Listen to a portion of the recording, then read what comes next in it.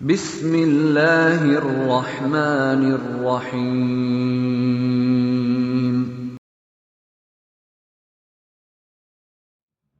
اعوذ باللہ من الشیطان الرجیم، بسم اللہ الرحمن الرحیم۔ قال اللہ تبارک و تعالی فی کتابہ المجید، بسم اللہ الرحمن الرحیم، ورتل القرآن ترتیلا۔ سامعین، سننے والے حضرات، برادران، عزیزان، خواہران، یہ دروس زہرا اکیڈمی کے طرف سے امام مذہب شناسی کے حوالے سے مختلف عناوین پر مختلف علماء آپ سامعین سننے والوں کے خدمت میں پیش کریں گے، اور حقیر کی ذمہ داری جو اس دروس کے حوالے سے تجوید اور قواعد ناظرہ اور تجوید کی کلاسیں ہیں، اور حفظ احادیث اور کلمات قصار، نہج البلاغہ، مختصر خطب، انشاءاللہ تعالی ان کا بھی آغاز ہوگا۔ معصوم فرماتے ہیں کہ ایک زمانہ آئے گا، اس زمانے میں لوگ گھر میں بیٹھے بیٹھے فقیہ بن جائیں گے۔ تقریباً یہ وہی زمانہ ہے کہ اگر کوئی اہل ہو، مذہب کا عاشق ہو، قرآن کا عاشق ہو، گھر میں بیٹھے بیٹھے وہ دروس کو اور قواعد کو، مذہب شناسی اور معرفت کو حاصل کر سکتا ہے، حتیٰ فقیہ بھی بن سکتا ہے اگر انسان غور و فکر کریں، محنت کریں، زحمت کریں، کوشش کریں۔ تو مجھے امید ہے آپ بھی، یہ بہترین حقیر کی نظر میں انتہائی عظیم نعمت ہیں کہ آپ لوگوں کے لیے مذہب شناسی کے حوالے سے مختلف عناوین پر انشاءاللہ علماء گفتگو کریں گے، تو بتایا جا رہا ہے انشاءاللہ تعالی آپ زحمت کریں گے اور دقت فرمائیں گے۔ بالخصوص تجوید میں جو چیز مہم ہے وہ یہ ہے کہ پریکٹیکل ہے۔ انشاءاللہ تعالی میں قواعد آپ کے خدمت میں بیان کروں گا اور پریکٹیکل کا طریقہ بھی بتا دوں گا۔ کوئی سوال وغیرہ ہو تو آپ کر سکتے ہیں، تو بالکل زیادہ سے زیادہ آپ تلاوت فرمائیں اور ان کو تطبیق کرنے کی، پریکٹیکل کرنے کی کوشش کریں۔ تو 1 مہینہ 2 مہینے کے اندر آپ آرام سے قرآن اور قواعد تجوید و ناظرہ سے آگاہی حاصل کر سکتے ہیں، انہیں جان سکتے ہیں، قرآن کو بہترین طریقے سے تلاوت فرما سکتے ہیں۔ ابھی اسی لیے آپ کے خدمت میں دیکھیں کتنی توجہات ہماری جو ہیں دین کی نسبت سے کم ہیں۔ مولا امیر خود قرآن کا اعلان ہے، حدیث بھی نہیں ہے کہ آپ قرآن کو ترتیل کے ساتھ پڑھیے۔ انشاءاللہ تعالی قواعد تجوید کے آغاز میں ترتیل کے بارے میں مفصل گفتگو کروں گا۔ فقط اتنا بتا دوں، ترتیل کے ساتھ پڑھیے، اور ترتیل کا معنی کیا ہے۔ امیر المومنین فرماتے ہیں ترتیل کے معنی کے بارے میں، الترتیل حفظ الوقوف و اداء الحروف، مناسب جگہوں پہ توقف کرنا اور حروف کو مخارج سے ادا کرنا، یہ ہے ترتیل کا معنی۔ جب خود قرآن کہہ رہا ہے، جب کہ ہم بہت ہی غافل ہیں، اس قرآن سے واقعاً مہجور ہو چکا ہے،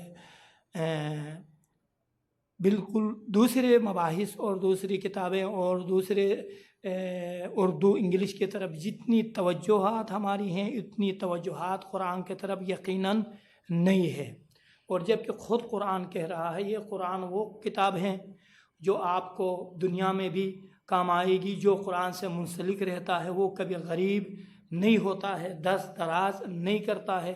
ہم دنیا میں بھی برکات ہیں اس کے، اور آخرت میں بھی بلا شک و شبہ بہترین صورت میں اگر آپ نے اس کی تلاوت کری ہے، اس کے فارمولے پر آپ نے عمل کیا ہے، تو بے احسن سورہ بہترین صورت میں آ کر آپ کی شفاعت یہ کتاب اور یہ قرآن کرے گا۔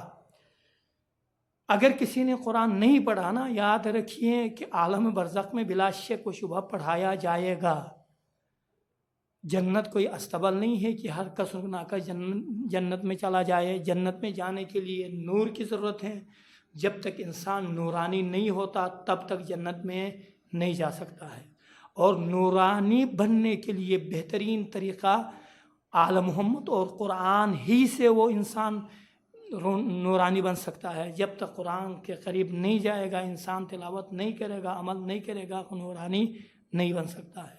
تو امید ہے کہ انشاءاللہ تعالی قرآن میں دقت فرمائیں گے، اور تلاوت میں اور قواعد کے پریکٹیکل میں۔ سب سے پہلے تمام سنین کے لیے وہ افراد، وہ بچے جنہوں نے قاعدے پڑھ چکے ہیں، وہ افراد جنہوں نے قاعدے پڑھ چکے ہیں، ان کے لیے در حقیقت میں قاعدہ پڑھاتے وقت کچھ مشکلات پیش آتی ہیں اور توجہ نہیں دیتے ہیں، جس کی وجہ سے قرآن کی تلاوت میں بہت سی مشکلات پیدا ہوتی ہیں۔ میں حرکت کے بحث میں اس نقطے کی طرف ضرور اشارہ کروں گا۔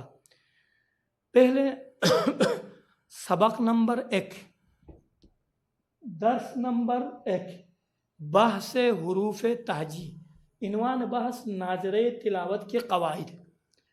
ان 5 یا 6 جلسوں میں انشاءاللہ تعالی ناظرہ کے قواعد کو انشاءاللہ تعالی مکمل کریں گے۔ اس کے بعد تجوید کے قواعد کی طرف ہم انشاءاللہ تعالی مراجعہ کریں گے۔ عنوان ناظرہ تلاوت کے قواعد، ان میں سے پہلا قاعدہ، پہلا درس حروف تہجی کے بارے میں آج مختصر سی گفتگو کروں گا۔ دیکھیں عزیزو، بلا شک و شبہ کسی بھی زبان کو سیکھنے کے لیے سب سے پہلے اس زبان کے حروف تہجی کا جاننا ضروری ہے، کیونکہ زبان ہی موقوف ہیں حروف تہجی پر۔ جب تک آپ حروف تہجی میں کام نہیں کریں گے نہیں سیکھ سکتے ہیں۔ لہٰذا قواعد ناظرہ اور تجوید کو جاننے کے لیے عربی حروف سے آشنا ضروری ہے۔ جب تک عربی حروف کو آپ نہیں سمجھیں گے، آشنا نہیں ہوں گے، قواعد تجوید نہیں سمجھ پائیں گے۔ حروف تہجی عربی جو حروف تہجی ہیں وہ 28 ہیں، لیکن ہماری زبان میں جو حروف تہجی ہیں، اردو حروف تہجی، وہ 36 حروف تہجی ہیں۔ 8 حروف تہجی اردو میں ہے، عربی میں نہیں ہے، عربی زبان میں نہیں ہے۔ وہ پہلا جو اردو میں ہے عربی میں نہیں ہے، وہ ہے، آپ کی خدمت میں بیان کروں، حروف تہجی پہلے گا ہے۔ گا اردو زبان میں ہے اور عربی زبان میں نہیں ہے۔ ثانیاً دوسرا حرف پا ہے۔ یہ پا جو ہے، پے جسے کہا جاتا ہے اردو میں ہے، لیکن عربی زبان میں نہیں ہے۔ یہ دیکھیں تا ہے، اور یہ جس کو گج پج بھی کہتے ہیں، یہ اردو زبان میں ہے، عربی زبان میں نہیں ہے۔ اور تا ہے، مثلا تے ہے، اور اس کے بعد خدا آپ کو بھلا کریں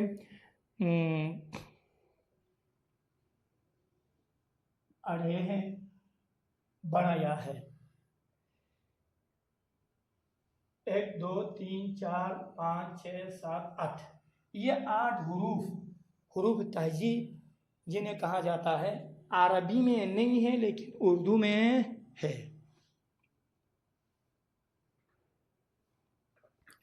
فقط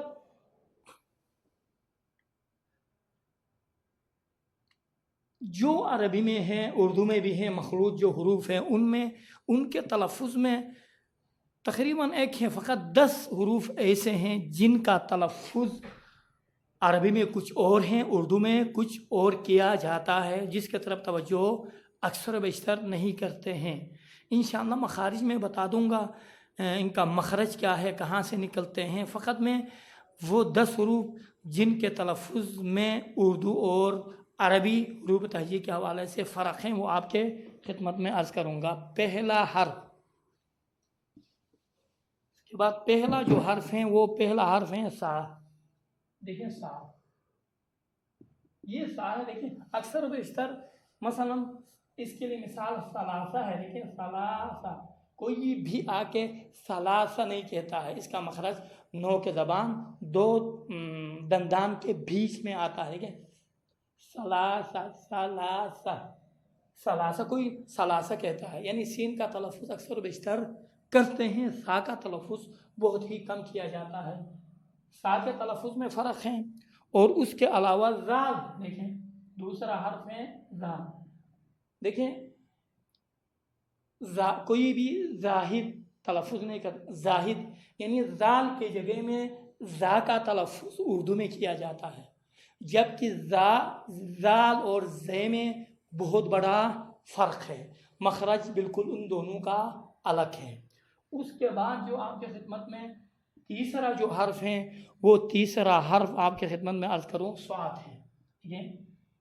صاد کوئی بھی صراط صلی نہیں کہتا ہے، اکثر صلی یعنی صاد کا تلفظ سین جیسا تلفظ کرتے ہیں اردو میں، ہماری جو ہیں زبان میں اور فارسی میں بھی، جبکہ صاد کا تلفظ عربی میں کچھ اور طریقے سے کیا جاتا ہے، یعنی سین ہی ہے، سین کو تھوڑا موٹا تلفظ کرو تو وہ صاد بن جاتا ہے، لیکن صلی علی صراط المستقیم۔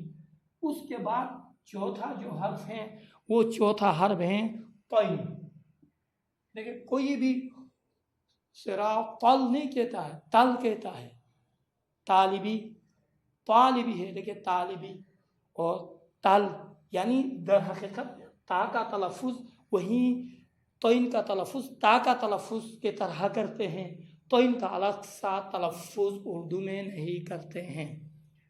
یہ اس کے بعد پانچواں جو حرف ہیں وہ آپ کے خدمت میں عرض کروں وین، دیکھیں من الظلمات کوئی نہیں کہتا ہے، ظالم آدمی، ظالم آدمی ہے، زا کا تلفظ اکثر بیشتر کرتے ہیں، کہاں کون ذہن کا لحاظ رکھتا ہے۔ دیکھیں عربی کا تلفظ اور اردو کا تلفظ میں بہت بڑا فرق ہے، عربی میں اس کا الگ سا تلفظ ہے، الگ سا مخرج ہے، اور جبکہ اردو میں ذہن کا تلفظ زا جیسا، ظالم آدمی ہے زا جیسا کرتے ہیں، اس کا تلفظ یہ ظالم اس طرح سے تلفظ، جبکہ عربی میں ظالم ہوتا ہے، ظالم اسی کو تھوڑا موٹا تلفظ کرو تو ظالم بن جاتا ہے۔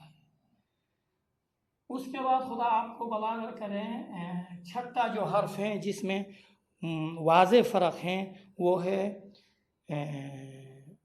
عین، دیکھیں عین، عین کا تلفظ، دیکھیں در حقیقت میں بس اوقات آپ سماعت فرمائے ہیں، عین کے تلفظ میں کوئی بھی نہیں کہتا ہے عابد حسین، جبکہ عین کا تلفظ عربی لحاظ سے وسط حلق سے نکلتا ہے، موٹا ہے الف سے، جبکہ تلفظ کرتے وقت اردو میں عین کا جب تلفظ کرتے ہیں تو الف جیسا تلفظ کرتے ہیں، دیکھیں عابد حسین یا انعمتا، سورہ حمد کی تلاوت کرتے ہوئے نماز میں جبکہ امام فرماتے ہیں اگر کوئی شخص انعمتا کہیں تو نماز باطل ہو سکتی ہے، کیوں؟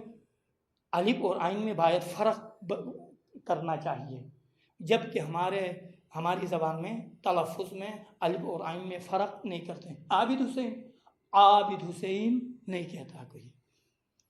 اس کے بعد اسی طرح سے ساتواں حرف غین ہے، غین میں بھی غیاب موٹا تلفظ کیا جاتا ہے، جبکہ ہماری زبان میں باریک تلفظ کرتے ہیں۔ اچھا اس کے بعد جو حرف ہیں وہ ہیں کھا، کھا، دیکھیں کھا، کھا کے تلفظ میں بھی کوئی بھی کھا موٹا نہیں بنا، خالدہ، خادم، خادم موٹا تلفظ نہیں کرتے ہیں، بالکل باریک تلفظ کرتے ہیں۔ خود ہا ہے، ہا، دیکھیں ہا، 7 8 9 اور آخر میں جو ہیں واو ہے 10، یہ دیکھیے 10 حروف ہے، واو بھی تھوڑا سا واہ واہ اردو اور میں باریک ہیں، جبکہ تھوڑا سا موٹا تلفظ کیا جاتا ہے عربی میں۔ دیکھیں ہا ہے، دیکھیں ہا، کوئی بھی آگے حامد حسین نہیں کہتا ہے، جبکہ وسط حلق سے نکلتا حامد حسین، حامد حسین، حامد حسین، یعنی چھوٹا جو ہا دو چشمہ ہے نا، یہ ہا، اس ہا کا تلفظ اور بڑا جو ہا ہے یہ ہا، اس دو ہا کے تلفظ میں کوئی فرق نہیں کرتے ہیں، دونوں کا تلفظ ایک جیسا کرتے ہیں، جبکہ عربی میں دونوں کے تلفظ میں بہت بڑا فرق ہے۔ عربی میں مثلا الحمد، الحمد نہیں ہے، الحمد للہ رب العالمین۔ یہ 10 حروف وہ حروف ہیں۔ واو میں بھی اگرچہ فرق علماء تجوید نے بیان کی ہیں، لیکن اکثر و بیشتر حقیر کے نظر میں اتنا زیادہ فرق نہیں ہوتا ہے۔ واو عربی اور واو اردو میں ہمارے بھی والذی، والذی نہیں کہتے ہیں، والذی والذی والذی، عربی میں بھی وہیں والذی ہے، اور واہیہ، واہیہ اردو میں بھی یہیں اسی طرح سے۔ ممکن ہے کچھ افراد ہوں جو باریک موٹا تلفظ کر رہے ہوں، لیکن عموماً باریک ہی تلفظ کرتے ہیں واو کو، اگرچہ علماء نے لکھا ہے لیکن حقیقت کے نظر میں یہ ہے۔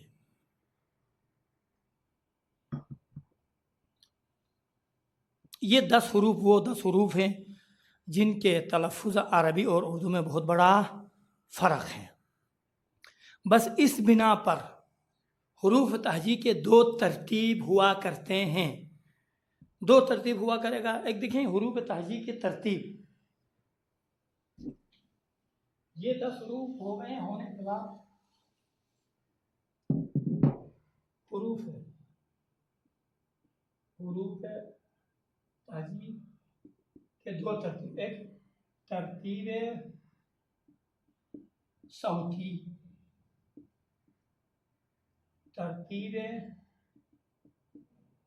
ترتیب صوتی اور ترتیب روایتی۔ دیکھیے انشاءاللہ تعالیٰ اس میں بھی میں زیادہ ٹائم نہیں لگانا چاہتا، انشاءاللہ تعالیٰ فقط یہ اشارہ کرتے ہوئے آگے بڑھوں گا۔ دیکھیے ایک مرتبہ ہمارے پاس 2 حروف تہجی کی ایک ترتیب صوتی ہے، صوتی لحاظ سے حروف کا شمارش کیا جائے گا۔ مثلا صوتی لحاظ سے کیا، سب سے پہلے ترتیب صوتی میں ہے، صوتی ترتیب میں سب سے پہلے ہون سے نکلنے والے حروف سے شروع کریں گے۔ مثلا سب سے پہلے ہون سے کتنے حروف نکلتے ہیں، مثلا 4، میم، واو، فا، با، اس طرح سے۔ ست زبان سے کتنے نکلتے ہیں، نو کے زبان سے کتنے نکلتے ہیں، کنار زبان سے کتنے نکلتے ہیں۔ اس کے بعد آ جائیں زبان کی جڑ سے کتنے نکلتے ہیں، ابتداء حلق سے کتنے نکلتے ہیں، وسط حلق سے کتنے نکلتے ہیں، انتہائی حلق سے۔ اس طرح سے ایک ترتیب کے حساب سے شمار بھی کیا جا سکتے ہیں۔ اور ثانیاً ترتیب روایتی جو پہلے سے چلتا آ رہا ہے سلسلہ، مثلا الف سے لے کر یا تک، الف با تا سا جیم ہا خا، اس طرح سے یا تک جو ترتیب روایتی ہے اسی ترتیب سے بھی آپ حساب اور شروع کر سکتے ہیں۔ خلاصہ کلام یہ ایک اضافی بحث ہے ترتیب صوتی، یا آپ ترتیب صوتی کے لحاظ سے آپ شمار کریں۔ اس ترتیب صوتی میں بھی 2، ایک مرتبہ آپ گلے کے انتہا سے شمار کر سکتے ہیں، اور ہونٹوں کے سے جو حروف نکلتے ہیں نا، یہاں ہونٹوں سے بھی آپ حروف کی گنتی شمار کر سکتے ہیں۔ دونوں طریقے ہیں، لیکن یہیں بہتر وہیں ترتیب روایتی ہے، روایتی ترتیب جو پہلے سے پڑھتے آ رہے ہیں اسی حساب سے انشاءاللہ تعالیٰ آگے بیان کریں گے۔ یہ 2 ترتیب ہے، ترتیب صوتی اور ترتیب روایتی۔ ابھی آپ کے خدمت میں یہ مباحث کلیئر ہونے کے بعد تمام حروف تہجی اس بنا پر 3 خصوصیات پر مشتمل ہے۔ 3 خصوصیات ہوا کرتی ہیں بنا ان تمام حروف تہجی کی 3 خصوصیات ہوا کرتی ہیں. دیکھیں پہلی خصوصیت کیا ہے؟ پہلی خصوصیت حروف تہجی کی پہلی خصوصیت آپ کے خدمت میں شکل حروف ہے. پہلی خصوصیت شکل حروف کی شکل. دیکھیں اردو حروف اور عربی حروف شکل کے لحاظ سے ایک جیسے ہیں، فقط دو حروف میں اختلاف ہے، دو حروف میں فرق ہے. کون سے شکل میں؟ تمام حروف ایک جیسے ہیں اردو اور عربی، فقط دو حروف میں. ایک کیا ہے؟ یہ تا ہے کہ عربی میں یہ تا اس طرح سے بھی لکھا جاتا ہے، یہ تا بھی ہے لیکن اس طرح سے تا لکھا جاتا ہے، یہ اردو میں نہیں ہے عربی میں ہے. دوسرا کاف ہے. ٹھیک ہے، عربی اور اردو میں کاف ایک جیسا لکھا جاتا ہے، فقط یہ ہے کہ کاف اور لام ایک جیسے لکھے جاتے ہیں. دیکھیں یہ ہیں، یہ دیکھیں یہ شکل ہے، یہ کاف ہے یا لام ہے. کیسے پہچانیں گے؟ اگر اس کے دامن میں بیچ میں ایک حمزے لکھا جائے تو یہ کہیں گے یہ کاف ہے، اگر حمزہ نہ لکھا جائے کہیں گے یہ لام ہے. بس عربی کاف اور لام کا فرق، کاف اور لام ایک جیسے لکھے جاتے ہیں شکل کے لحاظ سے، فقط فرق کس میں ہے؟ فرق حمزے میں ہے. اگر بیچ میں ایک حمزہ سا لکھا ہوا ہو تو یہ کاف کہلائے گا، اگر نہ ہو تو لام کہلائے گا. یہ شکل کے لحاظ سے دو حروف میں فرق ہے، بقیہ میں کوئی فرق نہیں ہے. اس کے بعد دوسری جو خصوصیت ہیں وہ صدا ہے. دیکھیے دوسری خصوصیت صدا. عربی میں صدا ہے، اردو میں آواز. آواز کے لحاظ سے تمام حروف عربی اور اردو کے ایک جیسے ہیں، آواز میں کوئی فرق نہیں ہے. کیوں؟ ہر ایک کی الگ الگ سی ذاتی آواز ہوا کرتی ہیں، اس آواز میں کوئی فرق نہیں ہے. سوال، اس ذاتی آواز کو پہچاننے کے لیے کوئی طریقہ ہے؟ ہم کیسے پہچانیں؟ ذاتی آواز کو پہچاننے کے لیے ایک طریقہ ہے، وہ طریقہ یہ ہے کہ اس حرف کو آپ ساکن کریں، ساکن کر کے اس سے پہلے کوئی سا لام جیسا کوئی حرف کو لگائیں اور اس کے اوپر فتحہ لگائیں، لگا کے تلفظ کریں تو اس کی ذاتی آواز نکل جائے گی. دیکھیں مثلا یہ با ہے، با کی ذاتی آواز اگر آپ تشخیص دینا چاہیں، دیکھیں لام کے اوپر زبر لکھے، یہ ساکن لب. اسی طرح لاق، دیکھیں لاق، لاق، دیکھیں لاق، یہ ذاتی آواز ہے. بس ذاتی آواز کو پہچاننے کے لیے بہترین طریقہ یہ ہے اس حروف کو ساکن کریں، ساکن کر کے اس سے پہلے کسی بھی حرف پر فتحہ لگا کے تلفظ کریں تو اس کی ذاتی آواز نکل جائے گی. اس کے بعد تیسری خصوصیت، یہ تیسری خصوصیت کیا ہے؟ اسم حروف ہے. اسم حروف عزیزو، اسم حروف کس کو کہتے ہیں؟ یعنی نامگزاری، حروف کا نامگزاری. حروف کے نامگزاری میں عربی اور اردو، عربی اور حروف تہجی اور اردو حروف تہجی ایک جیسے ہیں، اس میں کوئی فرق نہیں ہے. مثلا الف، دیکھیے الف، یہ الف، یہ الف عربی میں بھی یہی الف ہے، اسی کو الف کہا جاتا ہے، اردو میں بھی اسی کو الف کہا جاتا ہے. یا یہ دیکھیے یہ شکل ہے، یہ شکل با کی شکل ہے، عربی میں بھی اسی کو با کہا جاتا ہے، اردو میں بھی با کہا جاتا ہے. قاف ہے. اس طرح سے آپ گنتے جائیے. اس کے بعد اگرچہ قواعد ناظرہ کے کتابوں میں الگ 7 صفحہ پہ حروف مقطعات کی بحث کو تحریر فرمایا ہے، لیکن اسی کے بعد میں چاہتا ہوں حروف مقطعات کے طرف بھی اشارہ کر کے کلیئر کروں. اب آسانی سے حروف مقطعات کی آپ ان حروف تہجی کے ابحاث کو یاد کرنے کے بعد آسانی سے تلاوت کر سکتے ہیں. کس طرح سے؟ اگر کوئی کہیں حروف مقطعات کی تعریف کریں، کیسے کریں گے؟ حروف مقطعات وہ حروف ہیں جس کے ہر حرف کو الگ الگ کر کے اس کے عربی نام کے ساتھ پڑھا جاتا ہے. کہا نا اسم گزاری، نام گزاری. ہر حرف کو الگ کر کے عربی نام کے ساتھ پڑھا جاتا ہے. جیسا مثلا الف، لام میم، اسی طرح سین یا سین، دیکھیں اس طرح سے الگ الگ، قاف لام میم، اس طرح سے الگ الگ سا تلفظ کر کے عربی نام کے ساتھ پڑھا جاتا ہے۔ یہ ہے حروف مقطعات کی تعریف۔ قرآن کے اندر 114 سورے ہیں، 29 سوروں کا آغاز حروف مقطعات سے ہوا ہے۔ حروف مقطعات کتنے ہیں اگر سوال کیے جائیں تو بدون تکرار حروف مقطعات یہ ہے، یہ انشاءاللہ تعالی بدون تکرار حروف مقطعات یہ ہے۔ صراط علی نمسکہ،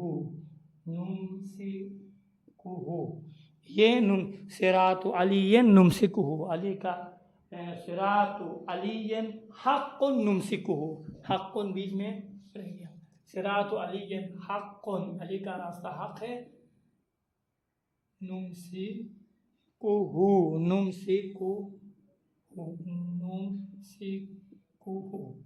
صراط علی حق نمسکہ، علی کا راستہ حق ہے کہ جس کا ہم تمسک کریں گے۔ تو